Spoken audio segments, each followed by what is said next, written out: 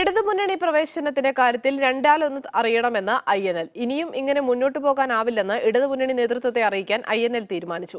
കോഴിക്കോട് ചേർന്ന പ്രവർത്തക സമിതി യോഗത്തിൽ പാർട്ടി നേതൃത്വത്തിനെതിരെയും വിമർശനം ഉയർന്നു. ഇടതുമുന്നണി പ്രവേശന കാര്യത്തിൽ കഴിഞ്ഞ ലോക്സഭാ തിരഞ്ഞെടുപ്പിലടക്കം നൽകിയ വാഗ്ദാനങ്ങൾ പാലിക്കപ്പെടാത്തതിനാലാണ് INLന്റെ അതൃപ്തി. മുന്നണിയിലേക്ക് JDUവിനെ ഉൾപ്പെടുത്താനിരിക്കെ INLന്റെ കാര്യം ചർച്ച പോലും ചെയ്യാത്തതിൽ പാർട്ടിക്ക് കടുത്ത അതൃപ്തിയുണ്ട്. ഈ സാഹചര്യത്തിലാണ് വിഷയം ചർച്ച ചെയ്യാനായി പ്രവർത്തക സമിതി യോഗം വിളിച്ചു ചേർത്തത്. ഇനി ഉറപ്പുകൾ വേണ്ടെന്നും മുന്നണിയുടെ ഭാഗമാക്കുകയാണ് ചെയ്യേണ്ടതെന്നുമാണ് INL നിലപാട്. മുന്നണി എന്ന് വിപുലീകരിക്കും, എന്ന് പരിഗണന കിട്ടും, അനന്തമായി ഇത് നീണ്ടുപോകുന്നത് പാർട്ടിക്ക് ഉൾക്കൊള്ളാൻ കഴിയില്ല. എന്താണെങ്കിലും ഇക്കാര്യത്തിൽ രണ്ടാലൊരു തീരുമാനം അനിവാര്യമായും കിട്ടിയേ മതിയാവും.